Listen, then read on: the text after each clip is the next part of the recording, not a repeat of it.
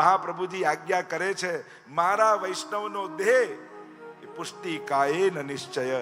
પુષ્ટિ પ્રવાહ મર્યાદા ભેદ નામના ગ્રંથમાં મહાપ્રભુજીએ સમજાવ્યું, સાક્ષાત ઠાકોરજીના શ્રીઅંગમાંથી પુષ્ટિના જીવનો દેહ ઠાકોરજીએ ઘડ્યો છે.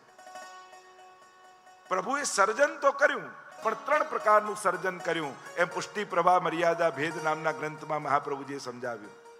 સૌથી પહેલા પ્રવાહી સૃષ્ટિ ભગવાને પોતાના મનમાંથી પ્રગટ કરી છે. બધા જ મમય વાંશો જીવલોકે જીવભૂત સનાતન, મારા જ અંશ. પણ દરેકના સર્જનનું પ્રયોજન કંઈક જુદું છે, એમ મહાપ્રભુજી કહે છે.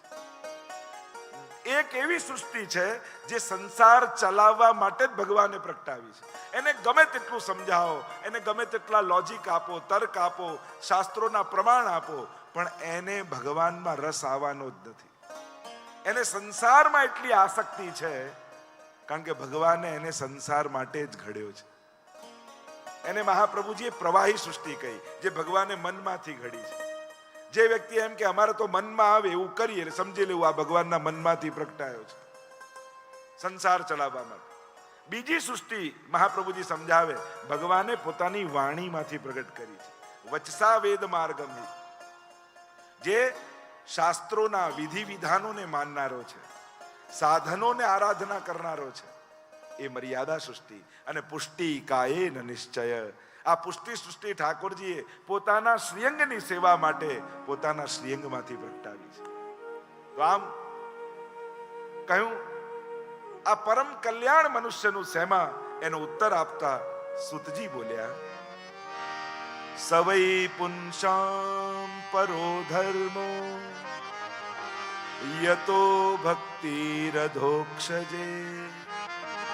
અહેતુક્ય પ્રતિહતા યયાત્મા સંપ્રસિદતી. સવૈ પુંસામ પરો ધર્મો, મનુષ્યનો પરમ ધર્મ, પરમ કલ્યાણ શેમાં છે, તો કે ભગવાનની ભક્તિમાં. અને ભક્તિને 2 વિશેષણ આપ્યા, અહેતુકી ને અપ્રતિહતા. ભક્તિને પહેલું વિશેષણ આપ્યું, ભક્તિનો હેતુ કેવલ હરિમાં હેત હોવો જોઈએ. ભગવાનથી કંઈ મેળવવા માટે પ્રેમ ન કરાય, પ્રેમની પ્રાપ્તિ માટે પ્રેમ કરાય. હું પ્રભુના પ્રેમને લાયક બનું, એના માટે પ્રભુને પ્રેમ કરાય. હરિરાયજી તો કહે, નહીં સાધન, મહાપ્રભુજી પણ આજ્ઞા કરે છે, નહીં સાધન સંપત્ત્યા હરિતુષ્યતિ કશ્યચિત ભક્તાનામ દૈન્યમે વૈકમ હરિતોષણ સાધનમ. પ્રીતમ પ્રીત હિતે પૈયે યદ્યપિ રૂપ ગુણ શીલ સુઘડતા ઇન બાતન ન રીઝઈએ. પ્રભુ તો કેવલ વિશુદ્ધ પ્રેમથી પ્રાપ્ત થાય છે. અને એટલા માટે આ જે કંઈ પણ સાધન કરો, એટલે કે માળા કરો, પાઠ કરો, એકાદશી કરો, વ્રત કરો, આ જે કાંઈ પણ કરો છો એનું લક્ષ્ય ભગવત પ્રાપ્તિ ન બનાવતા. ભગવાન મેળવવા માળા કરું છું, ભગવાન મેળવવા પાઠ કરું છું, ભગવાન મેળવવા એકાદશી કરું છું, ના. ભગવાનને લક્ષ્ય બનાવો. ભાવ મેળવવા માટે માળા કરું છું, ભક્તિ મેળવવા માટે પાઠ કરું છું, ભગવત ભાવની પ્રાપ્તિ માટે એકાદશી કરું છું. તમારું લક્ષ્ય ભક્તિ માર્ગમાં ભગવાન નહીં, ભાવ હોવો જોઈએ. કારણ કે ભગવાન તો ઘણાને મળ્યા, રાવણને મળ્યા, કંસને મળ્યા, શિશુપાલને મળ્યા. હૃદયમાં ભાવ નહોતો તો મળેલા ભગવાન પણ આનંદ ના આપી શકે. શિશુપાલને તો ભગવાનને જોઈને અપશબ્દો યાદ આવ્યા. લક્ષ્ય ભગવાન નહીં, ભાવ. અને જે દિવસે ભાવ હૃદયમાં પ્રગટી ગયો, એ દિવસે તમારે ભગવાનને ગોતવા નહીં નીકળવું પડે, એ તમને ગોતતો ગોતતો તમારા ઘર સુધી આવી જશે. અને આવ્યો જ છે ને. એ ક્યાં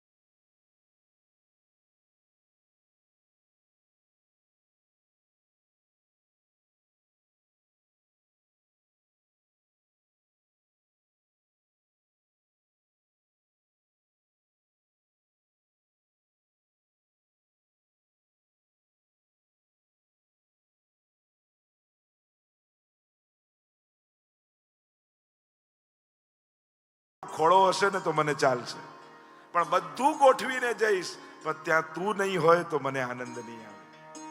એટલે હંમેશા એ યાદ રાખવું કે પ્રભુ મારા માટે મારી પાસે આવ્યા છે, એમને હું ગમું છું એટલે મારી પાસે આવ્યા છે.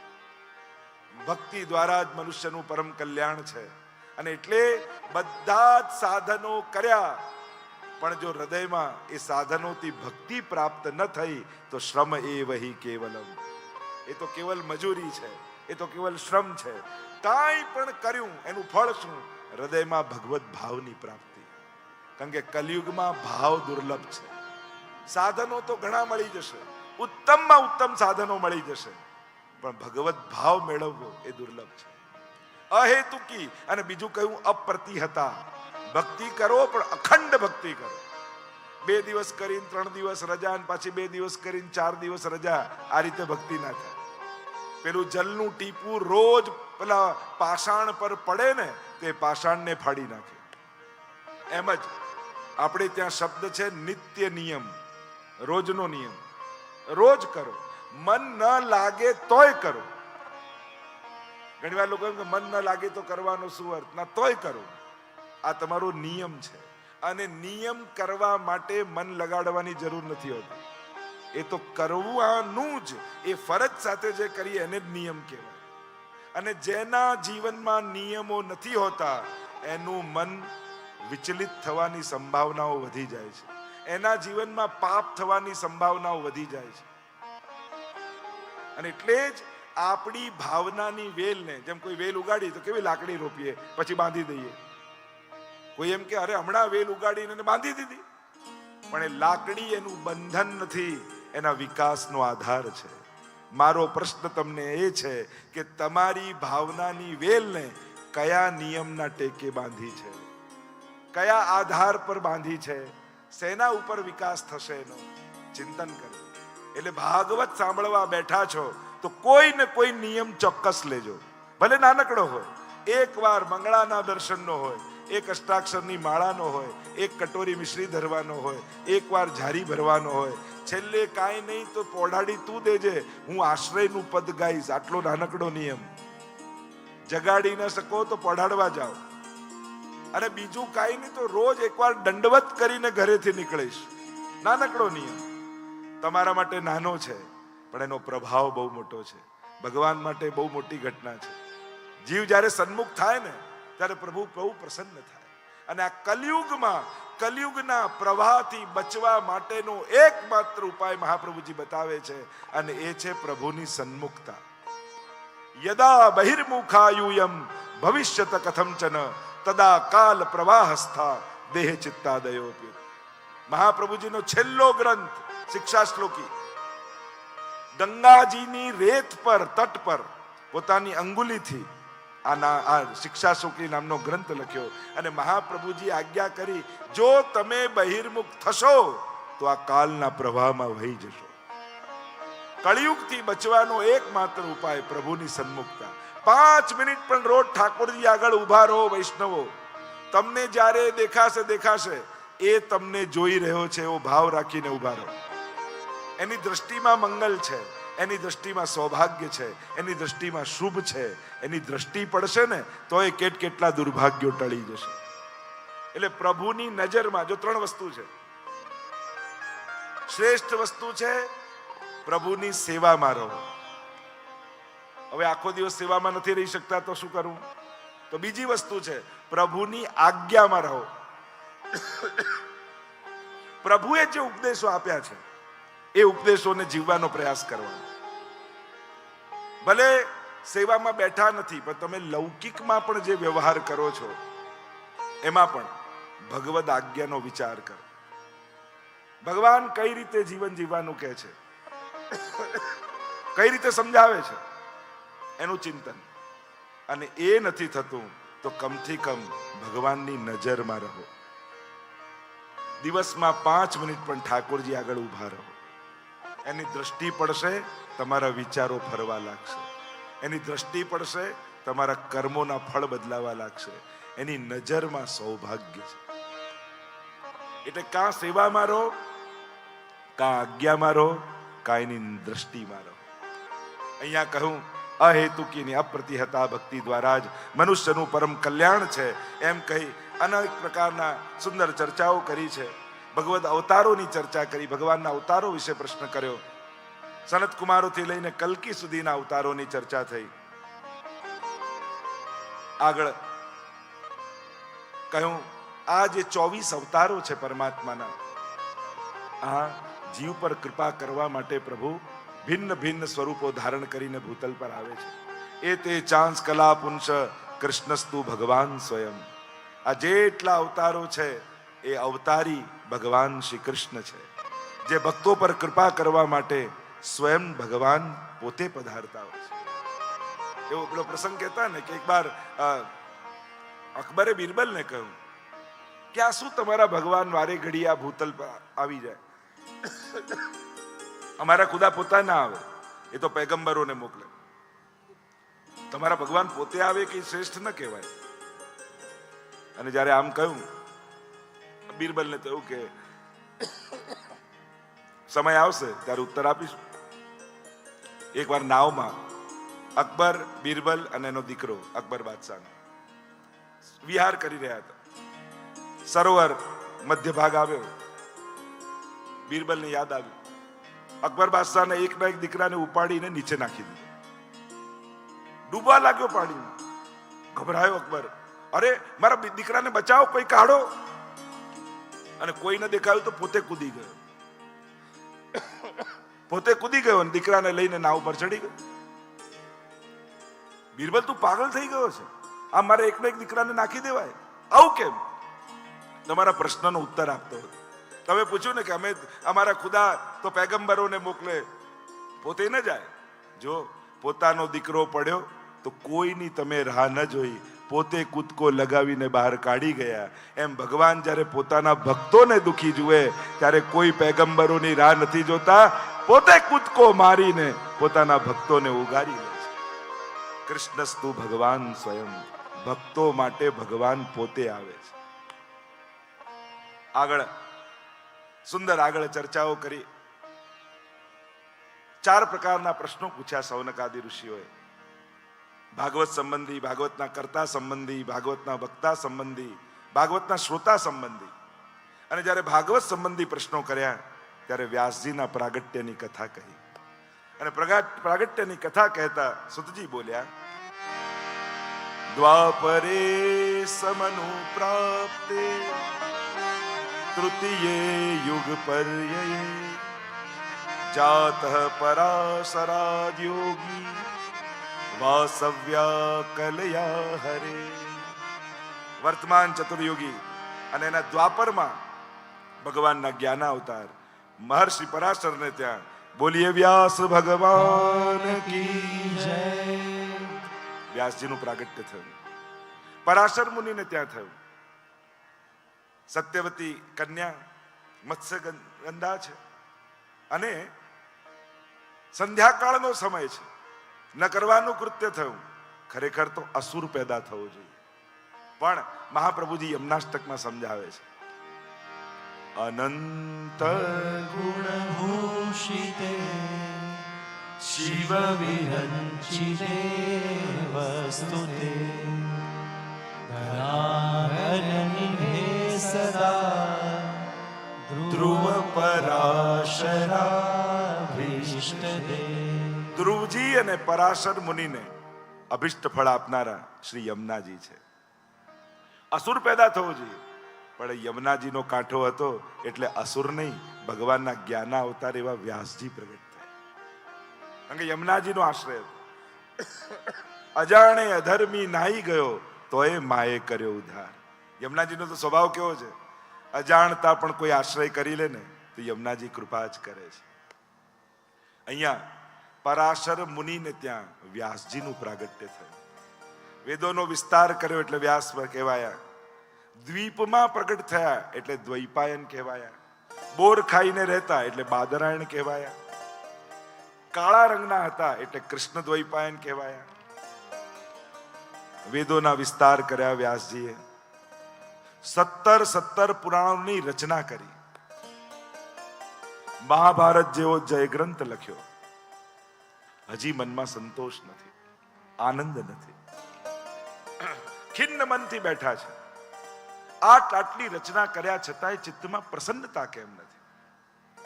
ઉદાસ થઈને બેસેલા વ્યાસજી અને દૂરથી અવાજ સંભળાયો, શ્રીમન નારાયણ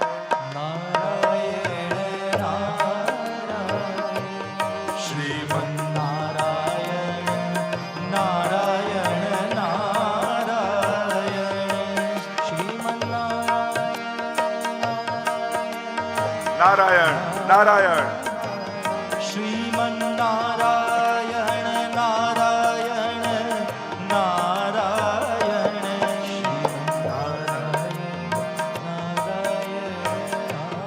નારાયણ નારાયણ નારાયણ કરતા નારદજીને આવતા જોયા. ઉભા થઈ ગયા વ્યાસજી. અરે મારા ઘરે નારદજી પધારી રહ્યા છે. નારદજી કોઈ સાધારણ નથી હો. આ તો આપણે બધાએ હાંસીના પાત્ર બનાવી દીધા સિરિયલો જોઈ જોઈને. ભક્તિ માર્ગના આચાર્ય છે. ભક્તિ સૂત્રો એમણે આપ્યા છે. જેટલી ભગવદ લીલાઓ, જેટલા પુરાણો, બધામાં ક્યાંક ને ક્યાંક નારદજી નિમિત્ત છે. નારાયણ નારાયણ કરતા આવતા જોયા. અને આપણા ઘરે કોઈ ભગવદી આવે, મહાત્મા આવે, સંત આવે, આચાર્ય આવે, હૃદયમાં કેવો આનંદ આવે. વૈષ્ણવ આવે વારને, હસી હસી નાવે શીશ, ઉનકે મન કી વો જાને, મેરે મન જગદીશ. હરિરાયજી તો કહે છે, વૈષ્ણવ આવે વારને દીજે ચાર રતન, આસન જલ વાણી મધુર, યથાશક્તિ સો અન્ન. હરિરાયજી તો કેટલો સુંદર વિવેક બતાવે છે. આપણા ઘરે પ્રભુ પધારે તો કેવો આપણો વ્યવહાર, આપણા ઘરે ગુરુ પધારે ત્યારે આપણો કેવો વ્યવહાર, અને આપણા ઘરે વૈષ્ણવ પધારે ત્યારે કેવો વ્યવહાર. આ દરેકના એક વ્યવહાર છે. વૈષ્ણવ આવે, જો પરમાનંદાસજીના ઘરે સુરદાસ આદિ વૈષ્ણવ આવતા દેખાયા, આયે મેરે નંદ નંદન કે પ્યારે, માલા તિલક મનોહર બાનો, ત્રિભુવન કે ઉજ્યારે. કેવી વધાઈ ગાઈ. અહીંયા વૈષ્ણવ ઘરે આવે તો દીજે ચાર રતન. ચાર રતન આપે. આસન બને તો કોઈ પણ વૈષ્ણવને ઉંબરેથી નહીં વાળવો. આને એક અપસુકન માનવામાં આવ્યું છે. કોઈ વૈષ્ણવ 2 મિનિટ ઘરે આવીને જાઓ. વૈષ્ણવ આંગણેથી પાછો ન જવો જોઈએ. આગ્રહ કરીને પણ. આ પણ બહુ ઉતાવળ ને જરૂરી કામ હોય તો જવાય દેવું, ભાઈ પકડી નહીં રાખવા. એ આગ્રહ બને તો આંગણે બોલાવો, એમને ઉંબરે બોલાવો, ઘરે બોલાવો. દીજે ચાર રતન. આસન, સૌથી પહેલા આસન આપો. ઘરે વૈષ્ણવના પગલા થાય એને બહુ જ મોટું પુણ્ય માનવામાં આવ્યું છે, બહુ જ મોટું સૌભાગ્ય માનવામાં આવ્યું છે. એ દિવસે કોઈક ને કોઈક આપણું લૌકિક કામ એના પગલા પડવાથી થઈ જશે. આ શુભ સંકેત છે. શુકન શાસ્ત્રનું આ એક શુકન છે. તો આસન, બીજું કહું, આસન જલ લેવડાવો. આપણે ત્યાં રોજ ઠાકોરજીની ઝારી ભરીએ છીએ, બેઠકજીમાં ઝારી ભરીએ છીએ. ઠાકોરજીની ઝારી ભરો તો પ્રભુને જલ પીવડાવવાનું પુણ્ય, બેઠકજીમાં ઝારી ભરો તો વલ્લભ ગુરુને જલ પીવડાવવાનું પુણ્ય. પણ વૈષ્ણવ કોણ? વૈષ્ણવ, એમાં પહેલો વ વલ્લભનો, છેલ્લો વ વિઠ્ઠલનો, વચ્ચેનો સ્ન કૃષ્ણનો. વૈષ્ણવને જલ પીવડાવો તો ગુરુ અને ઠાકોરજી બંનેને જલ પીવડાવવાનું પુણ્ય મળી જાય. આમ બંનેનું પુણ્ય માનવામાં આવ્યું છે. તો વૈષ્ણવને જલ, આસન જલ, વાણી મધુર. ઘણીવાર જલ પીવડાવીએ, પ્રસાદ લેવડાવીએ, પણ વાણી મધુરમાં ચૂકી જઈએ. લો, આ ટાઈમે ક્યાંથી આવી ગયા? જો વિચાર કરો, તમારો રોજ સાંજના 4 વાગ્યાનો સત્સંગનો ટાઈમ હોય અને એ ટાઈમે તમારા ઘરે તમારા કોઈ સગા આવ્યા તો તમે શું કરો? સત્સંગ મૂકી દો કે પેલા મહેમાનને એમ કહો કે થોડી વાર પછી આવજો ને, હમણાં સત્સંગનો ટાઈમ છે, આવું કહો? શું કરો? કોઈ એમ કહે, કોઈ આમ કહે. આવું ન કરાય. કરાય શું? સત્સંગનો તમારો નિત્ય 4 વાગ્યાનો ટાઈમ હોય ને કોઈ મહેમાન આવ્યા તો એમ ન કહેતા કે આ ટાઈમે કેમ આવ્યા. એમ કહો, બહુ સારા ટાઈમે આવ્યા, બસ સત્સંગ શરૂ જ કરવા જતો હતો, બહુ સારા સમય, આવો આવો આપણે સત્સંગમાં બેસી જઈએ. અને ખોલીને વાર્તા, શિક્ષાપત્ર, 84 વૈષ્ણવ વાંચો. જો સાચો વૈષ્ણવ હશે તો કાયમ 4 વાગે જ આવશે, અને ખાલી વ્યવહાર માટે આવ્યો હશે તો એને થાય આના ઘરે 4 વાગે તો જવાય જ નહીં, એમ થાય ને. તમે તમારા નિયમમાં દ્રઢ રહો છો ને તો તમારું કોઈ ભગવત નામ છોડાવતું નથી, પણ કોઈના માટે છોડવા લાગો ને તો પછી છૂટતું જ જશે. વાણી મધુર, મધુર વાણીનો. આવો આવો, અમારું સૌભાગ્ય છે વૈષ્ણવ અમારા ઘરે આવ્યા, અમારું કેવું મોટું સૌભાગ્ય. આપણા વાર્તા સાહિત્યમાં તો જુઓ, વૈષ્ણવના સ્વાગત અને સત્કાર માટેની કેટલી બધી સુંદર પ્રસંગો, વાર્તાઓ છે. આસન જલ વાણી મધુર, યથાશક્તિ સો અન્ન. કદાચ ઠાકોરજીને જે પણ વૈષ્ણવ ઘરે આવે તો એને અન્ન પ્રસાદી લેવડાવવા કરતા ઠાકોરજીની બંટાની મિશ્રી, ધરેલો પ્રસાદ કે મહાપ્રસાદ કણિકા લેવડાવવો. આપણે ત્યાં એક વૈષ્ણવને પ્રસાદ લેવડાવવાનું 100 બ્રાહ્મણોને જમાડવાનું પુણ્ય માનવામાં આવ્યું છે. એવું વાર્તા સાહિત્યમાં કહેવાયું છે કે તમે એક વૈષ્ણવને પ્રસાદ લેવડાવો તો 100 બ્રાહ્મણને પ્રસાદ લેવડાવવાનું પુણ્ય તમને પ્રાપ્ત થાય. અને એટલે બીજા બધા તો ઠીક, ઘરના જ્યારે જમાડતા હો સ્વજનોને, ત્યારે બહેનો એટલો ભાવ કરો ને કે ઠાકોરજી મને આ 5 વૈષ્ણવ આપ્યા છે તો રોજ 500 બ્રાહ્મણોને જમાડવાનું પુણ્ય ઘરે જ છે. પણ ઘણા તો જમવા બેસે ને ત્યારે જ બધા ચોપડા ખોલે. બને તો પ્રસાદ લેતા ટાઈમે એવો ભાવ રાખો કે ઠાકોરજી મને આ 5 વૈષ્ણવ આપ્યા છે અને મારે પ્રેમથી એમને પાતલ લેવડાવી છે. પુષ્ટિ માર્ગ એટલો અદ્ભુત માર્ગ છે ને કે અહીંયા પુણ્ય કરવા, સત્કર્મ કરવા તમારે ફાંફા મારવાની દુનિયામાં જરૂર જ નથી. તમારો ભાવ બદલી નાખો તો તમારી સેવા અને પુણ્યો તમે ઘરે જ કરી શકો એમ છે. તમારા આજુબાજુના સ્વજનો, તમારા જે વૈષ્ણવ મળ્યા છે એમાં ખાલી ભગવત બુદ્ધિ, વૈષ્ણવ બુદ્ધિ કરી દો તો ઘરે જ બધા પુણ્યોની પ્રાપ્તિ છે. અને એક જ પક્ષે નથી, બંને પક્ષે છે. નહીં તો ઘણી વાર ભાઈઓ રાજી થાય, જે સારું શીખવાડ્યું, પણ એમને નહીં, બંનેને શીખવાડ્યું છે. એટલે પેલું કહ્યું કે પતિ પરમેશ્વર હોય એમ નાનપણથી દીકરીને શીખવાડવામાં આવે, પણ છોકરાને કોઈ નથી કહેતું કે પરમેશ્વર કેવો હોય. કારણ કે એને શીખવાડવું પડે ને, કે પેલાને તો શીખવાડો છો કે આ પરમેશ્વર હોય, પણ જેને પરમેશ્વર કહો છો એ પરમેશ્વર કેવા હોય એ પણ એને ટ્રેન કરવો જોઈએ. ત્યારે બંને બાજુ ભાવ આવે. જ્યાં નારદજીને આવતા જોયા, નારમ જ્ઞાનમ દદાતી નારદમ. નારદજી કોણ છે? જે જ્ઞાન આપે એ નારદજી છે. વ્યાસજી પ્રસન્ન થયા, બિરાજમાન કર્યા, પૂછ્યું ઉદાસ કેમ છો? વ્યાસજી કહેવા લાગ્યા, આટલા ગ્રંથોની રચના કરી પણ છતાં હજી મનમાં પ્રસન્નતા નથી.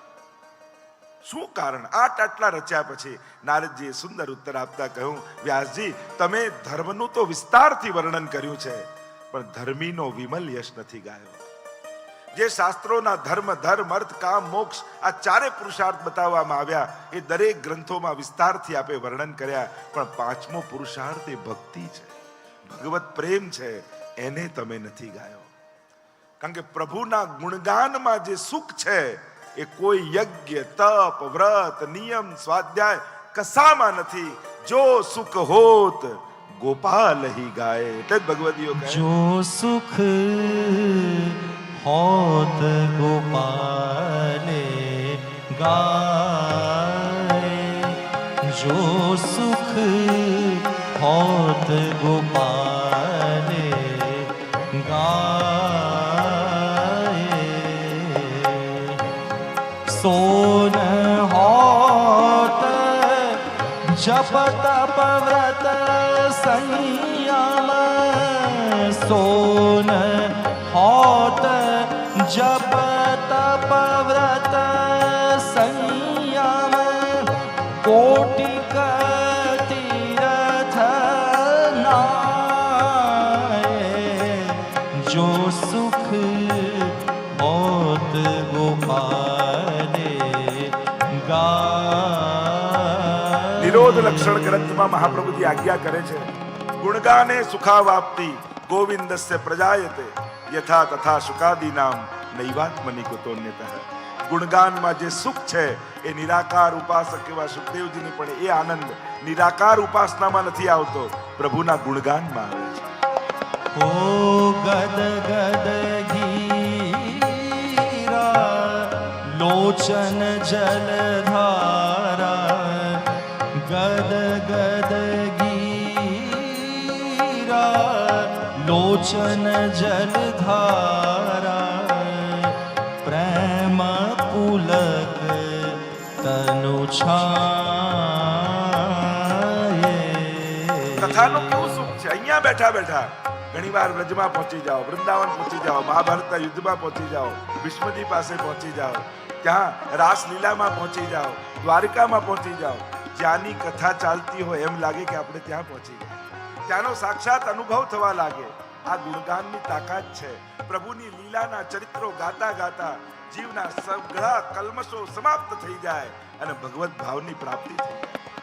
તીન લોક સુખ તૃણાવર્ત લેખત તીન લોક સુખ તૃણાવર્ત લેખત નંદ નંદન ઉર આયે જો સુખ હોત ગોપાલે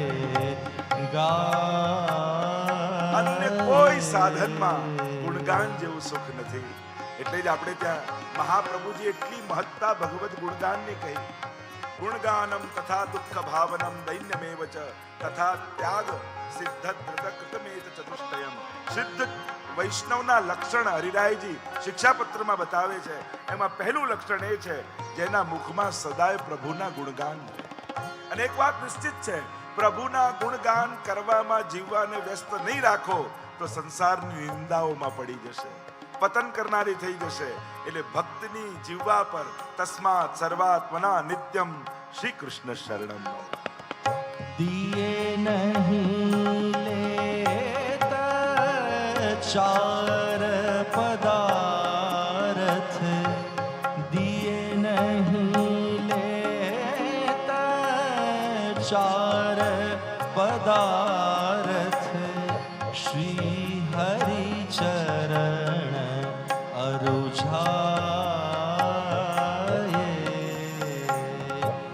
સૂરદાસ ગોવિંદ ભજન બિન સૂરદાસ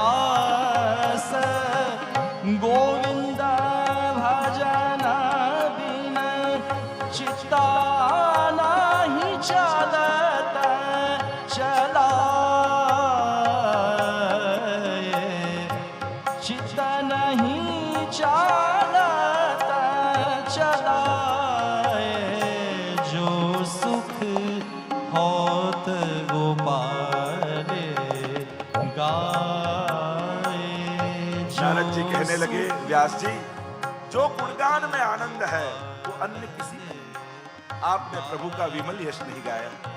कितनी भी सुंदर अलंकारित वाणी हो, सारा सारा शब्दों प्रयोग હોય પણ એમાં જો ભગવાનનો યશ નથી ગાયો તો તદ વાયસમ તીર્થ, એ તો કાગડાના તીર્થ સમાન છે.